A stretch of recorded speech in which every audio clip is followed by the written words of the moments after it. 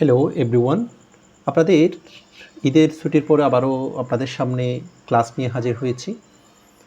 আজকে আরেকটা আমরা ডেইলি স্টারে খুব গুরুত্বপূর্ণ একটি কলাম নিউজ পেপার অ্যানালাইসিস নিয়ে আজকের ক্লাস। বিশেষ করে এই ক্লাসটা সবচেয়ে বেশি গুরুত্বপূর্ণ যারা বিসিএস এবং ব্যাংকের প্রিলি এবং রিটেন যারা প্রস্তুতি নিচ্ছেন তাদের জন্য। এক নিউজ পেপার অ্যানালাইসিসের মাধ্যমে এখান থেকে আমরা অনেকগুলো বিষয় জানতে পারি। Practical grammar, word formation, word analysis, কীভাবে ট্রান্সলেশন করতে হয়, একটা রিডিং কীভাবে কম্প্রিহেনশন প্র্যাকটিস করতে হয়, এবং এটা থেকে কীভাবে আমরা ফোকাসকে ভিত্তি করে লিখবো অনেক কিছু কিন্তু ভিত্তি করে আমাদের এই ডেইলি অ্যারেঞ্জটা।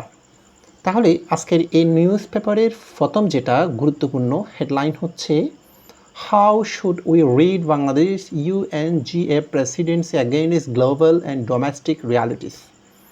এখানে যদি দেখি প্রথমে এই সেন্টেন্সের মধ্যে হচ্ছে রিড হচ্ছে দ্য মেইন ভার্ব। একটা সেন্টেন্স যখন অ্যানালাইসিস করতে যাব আমাদের প্রথম সবচেয়ে গুরুত্বপূর্ণ কথা হচ্ছে দ্য মেইন ভার্বটা খুঁজে বের করা। এটা রিড হচ্ছে দ্য মেইন ভার্ব, আর শুট হচ্ছে দ্য অক্সিলিয়ারি ভার্ব, মডেল ভার্বের পরে সর্বদা মনে রাখতে হবে যে আমাদের ভার্বের সিম্পল ফর্ম আর ভার্বের জিরো, ভার্বের বেস ফর্ম। এখন সাবজেক্টের আগে কেন এটা অক্সিলিয়ারি ভার্ব? কারণ এটা হচ্ছে একটা ইন্টারোগেটিভ সেন্টেন্স। ইন্টারোগেটিভ সেন্টেন্সের মধ্যে সর্বদা অক্সিলিয়ারি ভার্ব সাবজেক্টের আগে হবে। এটাকে যদি আমার অ্যাসার্টিভ করতে যাই তাহলে এই যে অক্সিলিয়ারি ভার্বটা সাবজেক্টের পরে, তাহলে উই শুড রিড, তাহলে এটা আবার অ্যাসার্টিভ হয়ে যাচ্ছে। আচ্ছা, বাংলাদেশের এর র আসতেছে। র মিনস এটা একটা ষষ্ঠী বিভক্তি। কোনো পদের পরে যদি ষষ্ঠী বিভক্তি র আছে তাহলে এখানে সেই পদটার পরে ইংলিশে ট্রান্সলেশন অনুসারে অ্যাপোস্ট্রফি এস, বাংলাদেশ। এটাকে বলা হচ্ছে একটা পসেসিভ কেস বা পসেসিভ অ্যাডজেক্টিভ। এটা হচ্ছে একটা পসেসিভ অ্যাডজেক্টিভ। UNGA যেটা প্রেসিডেন্সি, প্রেসিডেন্ট থেকে প্রেসিডেন্সি, প্রেসিডেন্ট এটা হচ্ছে একটা কমন নাউন, আর প্রেসিডেন্সি সভাপতিত্ব এটা একটা অ্যাবস্ট্রাক্ট নাউন। শব্দের পরে সিওয়া থাকলে সেটা হচ্ছে যে নাউন হয়, অর্থাৎ ইউনাইটেড নেশন জেনারেল অ্যাসেম্বলির সভাপতিত্ব বাংলাদেশের। Against the global and domestic realities. এই যে অ্যান্ড নাউন, অ্যান্ডের আগেও অ্যাডজেক্টিভ, অ্যান্ডের পরেও কিন্তু অ্যাডজেক্টিভ আগে পরে, এটা একটা প্যারালাল স্ট্রাকচার হচ্ছে। রিয়ালিটি সেটা হচ্ছে একটা নাউন, আবার ফুলটাই হচ্ছে একটা নাউন ফ্রেজ। তাহলে বৈশ্বিক এবং ডোমেস্টিক মানে দেশের অভ্যন্তরীণ বাস্তবতাকে ভিত্তি করে বাংলাদেশের যে সভাপতিত্ব পাওয়া সেটাকে আমরা কিভাবে আলোচনা করা উচিত, আমরা কিভাবে বুঝতে পারি এটা। আচ্ছা, এটা একটা ইন্টারোগেটিভ সেন্টেন্স। আমরা একটু ভিতরে যাব, ভিতরে গেলে আমরা বুঝতে পারবো এখানে কি আলোচনা করেছে। ঠিক আমি যেভাবে এখানে আলোচনা করেছি প্রত্যেকটা গ্রামার এর এলিমেন্টস এভাবে আলোচনা করার চেষ্টা করব। আপনারা একটু সম্পূর্ণ ভিডিওটি দেখবেন এবং গুরুত্বপূর্ণ কিছু মনে হলে সেটাকে নোট ডাউন করবেন। আচ্ছা, এরপর এখানে বলা হচ্ছে Bangladesh winning the Presidency of the UN general assembly is a moment of pride. এখানে এই যে সেন্টেন্সের মধ্যে ইস হচ্ছে যে এখানে অক্সিলিয়ারি ভার্ব না, ইস হচ্ছে যে মেইন ভার্ব। অক্সিলিয়ারি ভার্বের পর যখন কোনো মেইন ভার্ব থাকে না তখন এটা নিজেই হচ্ছে যে মেইন ভার্ব। তাহলে ইস হচ্ছে যে এখানে মেইন ভার্ব। এটা যদি মেইন ভার্ব হয় বা ফাইনাইট ভার্ব হয়, সাবজেক্ট হচ্ছে যে বাংলাদেশ, এই এখান থেকে এতটুকু পর্যন্ত হচ্ছে যে subject. Bangladesh winning the Presidency of UN general assembly. তাহলে সাবজেক্ট যখন একের অধিক ওয়ার্ড হয় তখন এটাকে আমরা বলতে পারি এটা হচ্ছে একটা নাউন ফ্রেজে লিখেছি। এখানে একটা বিষয়, ফ্রি হ্যান্ড রাইটিং বা ফোকাস রাইটিং আমাদেরকে যে বিষয়টা মাথায় রাখতে হবে, তাহলে বাংলাদেশকে এখানে শুধু সাবজেক্ট ধরে নেই, একটা বিশাল একটা অংশকে সাবজেক্ট ধরেছে। আমরা যখন লিখতে যাব আমাদের লেখার এই যে অ্যাডভান্স লেভেলের লেখা, একটা ওয়ার্ড দিয়ে শুধু সাবজেক্ট করবো না, একটা ফ্রেজ দিয়ে একটা বিশাল অংশ দিয়ে আমরা একটা সাবজেক্ট তৈরি করতে হবে আমাদের লেখাটাকে আরও বেশি ইনফরমেটিভ করার জন্য, ভ্যারিয়েশন করার জন্য। এখানে আবার উইনিংটা হচ্ছে একটা নন ফাইনাইট ভার্ব। তাহলে ফ্রেজের ভিতরে যদি কোনো ভার্ব থাকে সেটা নন ফাইনাইট ভার্ব। অর্থাৎ এই যে UNGA এর যে সভাপতিত্ব জেতা বাংলাদেশের জন্য ইজ আ মোমেন্ট, এটা এমন একটি মুহূর্ত, প্রাইড, মোমেন্ট অফ প্রাইড, গর্বের বিষয়। তাহলে এই যে ইজের পরে এই বিষয়টার ইন্ট্রোডিউস করা হচ্ছে, তথ্য দেওয়া হচ্ছে সাবজেক্টের, এটা একটা কমপ্লিমেন্ট। দ্যাট সাবঅর্ডিনেটিং কনজাংশন, তাহলে আগের এটা একটা ক্লজ, এটা হচ্ছে একটা মেইন ক্লজ, এটা হচ্ছে একটা মেইন ক্লজ। দ্যাট সাবঅর্ডিনেটিং কনজাংশনের পরে যেটা আসে সেটা হচ্ছে দ্য সাবঅর্ডিনেট ক্লজ। পারহ্যাপস যে সম্ভাবনাগুলি noun could not have come, আসতো না, এই যে মডেল ভার্ব এরপরে হ্যাভ ফিফি ফ্রম, যখন আমরা কোনো একটি সেন্টেন্সে যখন মডেল ভার্ব ইউজ করবো, মডেল ভার্বের পরে ভার্বের সিম্পল ফর্ম, ভার্ব জিরো, ভার্বের বেস ফর্ম, আবার মডেল প্লাস যখন হ্যাভ হবে তখন ভার্বের থ্রি, ভার্বের ফার্স্ট পার্টিসিপল ফর্ম। এই মডেল ভার্বের পরে হ্যাভ থাকা মানে হচ্ছে ফিফি ফর্ম, এটা হচ্ছে দ্য ফার্স্ট টেন্সের মানে unreal condition, first tense indicate করে। অর্থাৎ এটা সম্ভব হতো না, এটা আসতো না, কথাটা এরকম। এখানে হ্যাভ কাম এটা কিন্তু ফিফি ফর্ম হিসেবে ইউজ করা হয়েছে, এবং মডেল ভার্বের পরে হ্যাভ থাকলে যেটা হচ্ছে যে আনরিয়াল কন্ডিশন এরকম কিছু বোঝায়। At a more appropriate time, এরকম একটা মানে উপযুক্ত সময় এটা না আসতো। Given non finite verb. Prevailing মানে বিদ্যমান থাকা, যেটা রিমেইনিং থাকা, সিনোনিম হিসেবে আমরা ব্যবহার করতে পারি যেটা রিমেইনিং, আমরা ইউজ করতে পারি এক্সিস্টিং ইউজ করতে পারি। তাহলে যেটা বিদ্যমান আছে, স্পিরিট আত্মা অফ ট্রান্সফরমেশন, ট্রান্সফর্ম থেকে ট্রান্সফরমেশন, ভার্ব থেকে noun, preposition for noun, in the ওয়েক of জাগরণ অফ জুলাই আপরাইজিং, জুলাই অভ্যুত্থানে যে আত্মার জাগরণ হয়েছে বিদ্যমান, সেটা সঠিক টাইমে আসার কারণেই কিন্তু এরকম একটা আমাদের জন্য সম্ভাবনা দুয়ার খুলে দিয়েছে বা সম্ভাবনা এসেছে, এইভাবে ইঙ্গিত দিচ্ছে। অর্থাৎ এটা যদি না থাকতো তাহলে আমাদের জন্য এরকম একটা সোনালী সুযোগ আসতো না, এভাবে বলা হচ্ছে। এখানে আপরাইজিং মানে কি? জাগরণ, যেমন মুভমেন্ট যেটা রিনিউয়েবল, নতুন কোনো কিছু নিয়ে আসা, এটাকে বলা হয় আপরাইজিং। তাহলে এই যে দ্যাটের পর এটা হচ্ছে একটা সাবঅর্ডিনেট ক্লজ, এবং বাংলাদেশ থেকে এতটা পর্যন্ত এটা হচ্ছে একটা প্রিন্সিপাল ক্লজ, এটা হচ্ছে একটা কমপ্লেক্স সেন্টেন্স। ইন আদার ওয়ার্ডস, অন্য কথায়, অন্যভাবে, এই যে এটা হচ্ছে একটা প্রেপোজিশনাল ফ্রেজ বাক্যের শুরুতে। তাহলে এই যে দেখো এখানে বাক্যের শুরুতে সাবজেক্ট দিয়ে শুরু হয়েছে, আবার এখানে হচ্ছে প্রেপোজিশনাল ফ্রেজ দিয়ে। একটা বাক্য শুধু সাবজেক্ট দিয়ে শুরু হবে তা না, আবার বাক্যের শুরুতেও প্রেপোজিশনাল ফ্রেজ, অ্যাডভার্বিয়াল ফ্রেজও হতে পারে। ইট রিপ্রেজেন্টস ভার্বের সিঙ্গুলার ফর্ম, ইট এখানে ইম্পার্সোনাল সাবজেক্ট। ইট মানে এখানে অ্যাকচুয়ালি বোঝানো হয়েছে কোনটাকে? যে প্রেসিডেন্সি পাওয়াটাকে। তাহলে এটা উপস্থাপন করে symbolic diplomatic victory for 1 July Bangladesh. 1 July মানে হচ্ছে জুলাই পরবর্তী বাংলাদেশ, 1 মানে হচ্ছে পরে, এটা একটা প্রেফিক্স হিসেবে ইউজ করা হয়েছে। তাহলে এটা এমনভাবে উপস্থাপন হয়েছে জুলাই পরবর্তী বাংলাদেশের জন্য এটা একটা মানে যেটা কূটনৈতিক একটা বিজয়।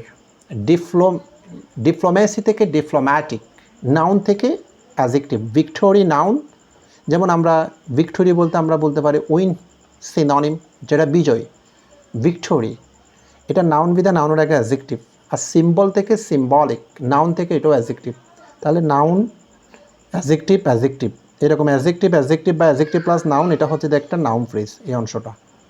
তাহলে জুলাই পরবর্তী বাংলাদেশের জন্য এটা হচ্ছে একটা কূটনৈতিক বিজয়ের একটা সংকেত বহন করে, সংকেত উপস্থাপন করে। এটা একটা সিম্পল সেন্টেন্স, একটা ভার্ব, একটা সাবজেক্ট, সো এটা একটা সিম্পল সেন্টেন্স।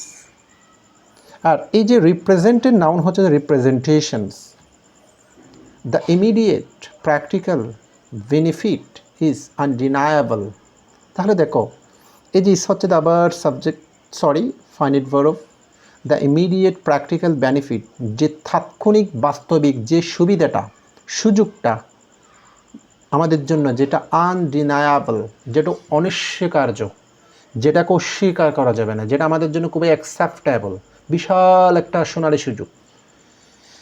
আনডিনায়েবল হচ্ছে দ্য অ্যাডজেক্টিভ, এটা একটা linking verb, be verb linking verb, linking ভার্বের পর অ্যাডজেক্টিভ পড়ে। যেমন সেই সুযোগগুলো কী কী? গ্রেটার গ্লোবাল, গ্লোভ থেকে গ্লোবাল, যেটা নাউন থেকে অ্যাডজেক্টিভ। ভিজিবিলিটি, এটা নাউন। যে দৃশ্যমানতা, যেটা বিশাল একটা বৈশ্বিক দৃশ্যমানতা। ফর এ ডেভেলপিং নেশন, উন্নয়নশীল রাষ্ট্রগুলোর জন্য। Stand in, non finite verb. এই যে সেন্টেন্সের মধ্যে ফাইনাইট ভার্ব হচ্ছে এটা, তাহলে এখানে যে হয়তো আর কোনো ক্লজ হচ্ছে না, আর বাকি যত ধরনের ভার্ব আছে সিম্পল সেন্টেন্স বা একটা ক্লজের মধ্যে একটা ফাইনাইট ভার্ব আসার পর বাকি সবগুলো নন ফাইনাইট ভার্ব। তাহলে এটা একটা non finite verb. Stand in at, এটা অবস্থান করেছে। ক্রিটিক্যাল, এখানে ক্রিটিক্যাল মানে আমরা এই যে ক্রিটিসাইজ, এটার ভার্ব হচ্ছে যে ক্রিটিসাইজ মানে কি সমালোচনা করা। এই ক্রিটিসাইজ থেকে ক্রিটিক্যাল, তাহলে সমালোচনামূলক। তবে এখানে সেন্টেন্সের সাথে ব্যালেন্স করে ট্রান্সলেশন যদি করি, সমালোচনামূলক ভূ অর্থনৈতিক মূল কেন্দ্র, কথাটা এরকম হবে না, এটা গুরুত্বপূর্ণ হবে। এই ক্রিটিক্যাল, এখান থেকে ক্রিটিক্যালের মিনিং হবে যে ইম্পর্টেন্ট, ক্রিটিক্যালের মিনিং হবে যে এখানে সিগনিফিক্যান্ট। এখানে ক্রিটিক্যালের সিনোনিম হবে যেটা ম্যান্ডেটরি, এরকম কিছু। মাস্ট, অর্থাৎ অনেক সময় প্যাসেজ থেকে যখন আমাদের বিসিএসসির passage comprehension practice, banking comprehension practice, যখন ওয়ার্ডটার অর্থ যখন জিজ্ঞেস করা হয়, ওই ওয়ার্ডটার অর্থ যেটাই থাকুক, কিন্তু প্যাসেজে যেটা বোঝাবে প্যাসেজ থেকে কোশ্চেনটা করলে সেই অর্থটা আমাদেরকে ক্যারি করতে হবে। তাহলে এখানে যেই সুযোগটা উন্নয়নশীল রাষ্ট্রগুলোর যে বৈশ্বিক দৃশ্যমানতা, সেটা ভূ অর্থনৈতিক এক মূল ক্রস রোডস, মূল কেন্দ্র হিসেবে পরিচিত হবে বাংলাদেশ। বাংলাদেশের আলাদা একটা রিকগনিশন বাড়বে, যেটা অর্থনৈতিক দিকে আমরা অনেকগুলো সুবিধা পাবো, সেটাই হয়তো বোঝাচ্ছে। এই যে ফুল সেন্টেন্সটা, এখানে একটা মাত্র আমি ফাইনাইট ভার্ব পেয়েছি, কিন্তু নন ফাইনাইট ভার্ব পেয়েছি একটা, দুইটা। তো নন ফাইনাইট ভার্ব হিসাব করে সিম্পল কমপ্লেক্স কম্পাউন্ড বলা যাবে না। কয়টা ক্লজ আছে, অর্থাৎ কয়টা ফাইনাইট ভার্ব আছে, সেটার উপর ভিত্তি করে এটা সিম্পল নাকি কমপ্লেক্স, তাহলে এটা একটা সিম্পল, কারণ একটা ফাইনাইট ভার্ব। পরবর্তী প্যারার মধ্যে যদি যাই আমরা, আমি একটা বিষয় বলি।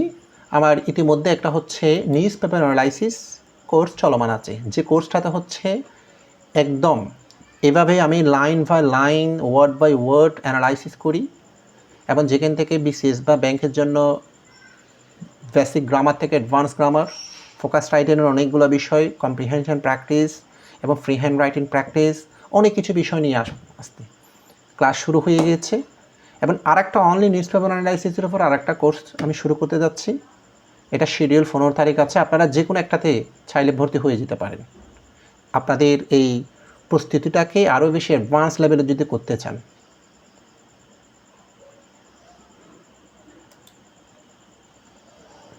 এরপরে যে বলা হচ্ছে, as doctor Khalilur Rahman the foreign minister, এই যে অ্যাজ হচ্ছে এখানে কনজাংশন, সাবঅর্ডিনেটিং কনজাংশন।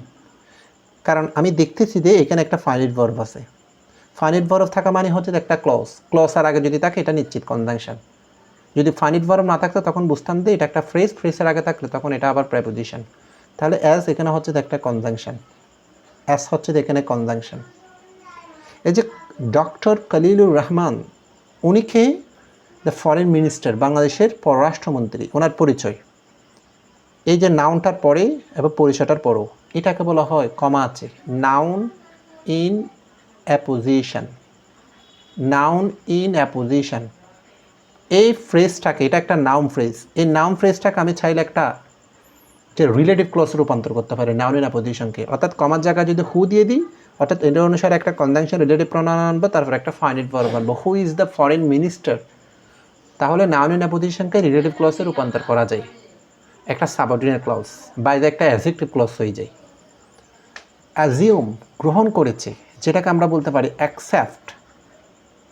অ্যাকসেপ্ট, যেটাকে আমরা বলতে পারি কনজিউম সিনোনিম হিসাবে গ্রহণ করেছে। দ্য প্রেস্টিজিয়াস, প্রেস্টাইজ থেকে প্রেস্টিজিয়াস, নাউন থেকে অ্যাডজেক্টিভ, যে সবচেয়ে একটা সম্মানজনক একটা ভূমিকা গ্রহণ করেছে, যেটা এটাও একটা নাউন ইন অ্যাপোজিশন পাচ্ছে। ইন্টারন্যাশনাল এখানে এটা কিন্তু এটার পরে যেটা আমি বলতে চেয়েছি নাউন ইন অ্যাপোজিশন, সেটা কিন্তু না।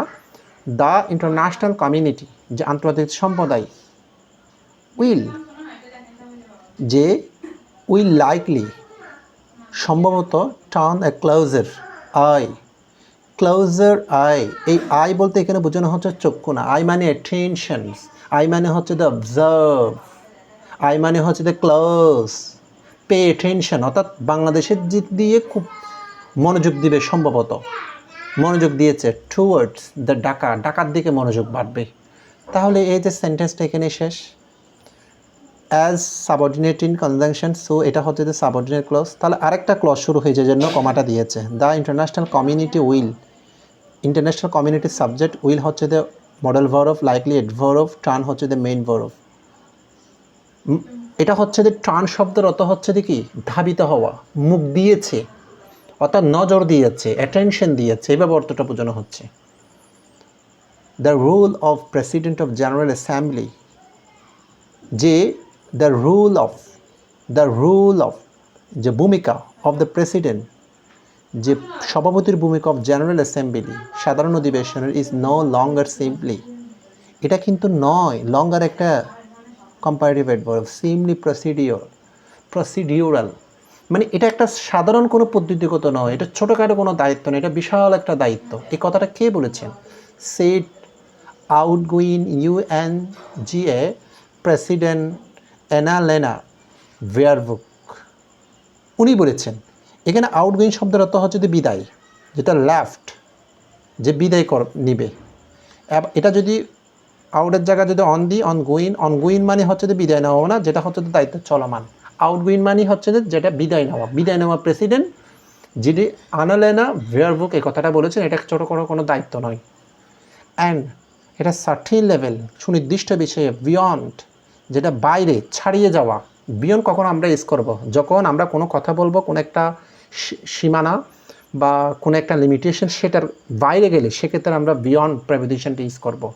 ইন্টারনাল ব্লক পলিটিক্স, ব্লক মানে হচ্ছে কোনো জোট, অর্থাৎ অভ্যন্তরীণ যে পলিটিক্স জোটগুলো আছে সেটার চেয়ে আরও বেশি কিছু। And calculation within the UN system, এটার অনেক হিসাব নিকাশ আছে যা জাতিসংঘের পদ্ধতিগত সিস্টেমের মধ্যে দিয়ে।